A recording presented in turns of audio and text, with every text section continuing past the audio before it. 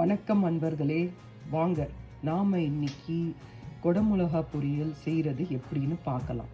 அதுக்கு பிறகு நாம் காய்க்கு ஒரு பொடி மேலே போடுவேன்னு சொன்னேன் இல்லையா, அந்த பொடியும் இந்த வீடியோலேயே உங்களுக்கு நான் எப்படின்னு சொல்கிறேன். 5 டேபிள் ஸ்பூன் கடலைப்பருப்பு எடுத்திருக்கேன், 5 டேபிள் ஸ்பூன் உளுத்தம்பருப்பு எடுத்திருக்கேன், 3 டேபிள் ஸ்பூன் தனியா எடுத்திருக்கேன், 7 மிளகா எடுத்திருக்கேன், 2 கொத்து கறிவேப்பிலை எடுத்திருக்கேன், 1/4 ஸ்பூன் சீரகம் எடுத்திருக்கேன், 1 ஸ்பூன் பெருங்காயம் எடுத்திருக்கேன். இது எல்லாத்தையுமே இதில் போட்டுட்டு அதை நல்லா நல்லா வறுப்படணும். நல்லா வறுத்த பிறகு இதை நம்ம கொஞ்சம் நரன்னு பொடி பண்ணணும். பவுடர் மாதிரி இருக்கக்கூடாது, கொஞ்சம் குறப்பாக பொடி பண்ணணும். வாங்க இப்போ பார்க்கலாம். பாருங்க, இது நல்லா வறுப்பட்டுச்சு.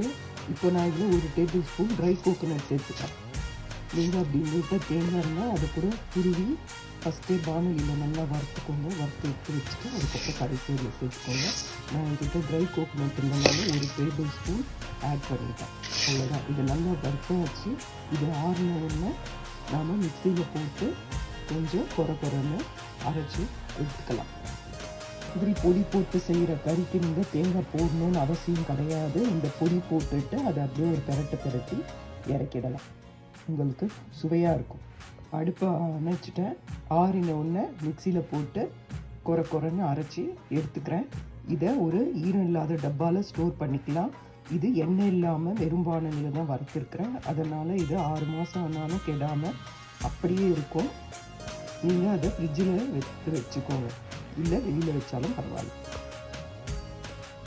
வறுத்து ஆற வச்சு அரைச்ச பொடி இதுதான். இதை நான் அந்த காயில் 2 ஸ்பூன் மேலே போட்டு அப்படியே ஒரு பிரட்டி இறக்குவேன்.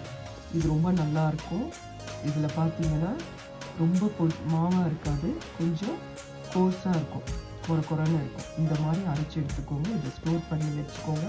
இது ஒரு 6 மாதம் ஆனாலும் கெடாது. வணக்கம் அன்பர்களே, வாங்க நாம் இன்னைக்கு குடமிளகா பொரியல் எப்படி செய்கிறதுன்னு பார்க்கலாம். அதுக்கு நான் 3 கலரில் குடமிளகா எடுத்திருக்கேன். அதை நல்லா அலம்பிட்டு பொடியாக நறுக்கி வச்சுக்கோங்க. நான் க்ரீன், ஆரஞ்ச், ரெட் 3 கலர் எடுத்திருக்கேன். இதை நாம் எப்படி செய்யலான்னு பார்க்கலாம். வாங்க. இப்போ நான் எண்ணெய் விட்டுருக்கேன். அதில் எண்ணெய் காஞ்சதும் கடுகு உளுத்தம்பருப்பு போட்டிருக்கேன். அதுக்கப்புறம் நறுக்கி வச்ச குடமிளகாவை போட்டிருக்கேன். இதை ஒரு 2 வாட்டி வதக்கிட்டு சும்மா 1 டேபிள் ஸ்பூன் தண்ணி விடுங்க. தண்ணி விட்டவுடனே உப்பை சேர்த்துருங்க. அதுலேயே அது வெந்துடும். இது ரொம்ப நேரம்லாம் எடுக்காது வேகிறதுக்கு. வெந்த பிறகு நான் உங்களுக்கு ஒரு மேம்பொடி காட்டுறேன். அந்த மேம்பொடியை எப்படி செய்யணும்னு இந்த ரெசிப்பியில் போட்டிருக்கேன். அந்த பொடியை 2 ஸ்பூன் இதில் தூவி ஒரு பிரட்டி எடுத்துருங்க. ரொம்ப சுவையாக இருக்கும். வாங்க பார்க்கலாம். காய் பாருங்கள், நல்லா வெந்துடுச்சு. நான் 1 டேபிள் ஸ்பூன் தண்ணி வச்சு தான் வேக வச்சேன். அந்த தண்ணி நல்லா ஃபுல்லாக வற்றிடுச்சு. காய் நல்லா பாயில் ஆகிடுச்சு. இப்போது இதில் நான் 2 ஸ்பூன் அந்த பவுடரை போட போகிறேன். பார்க்கலாம். பொடி போட்டாச்சு. அவ்வளோதான். இதை ஒரு கிளறி கேஸை ஆஃப் பண்ணிடுங்க. அவ்வளோ. ரொம்ப நேரம் அடுப்பில் இருக்கணும்னு இல்லை, ஏன்னா இது வறுத்த அரைச்ச பொடி தான். அதனால் இதை கலந்து விட்டுட்டு கேஸை ஆஃப் பண்ணிவிடுங்க. இது ரொம்ப நல்லாயிருக்கும். ரசம் சாதம், தயிர் சாதம், சாம்பார் சாதம் எல்லாத்துக்கும் நல்லாயிருக்கும்.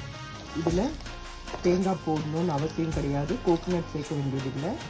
ஆல்ரெடி அந்த பவுடர்லேயே ட்ரை கோகோனட் இருக்கிறதுனால நீங்கள் தேங்காயெலாம் போடணும்னு அவசியம் இல்லை. இது ஒரு விதமான குடமிளகா பொரியல்.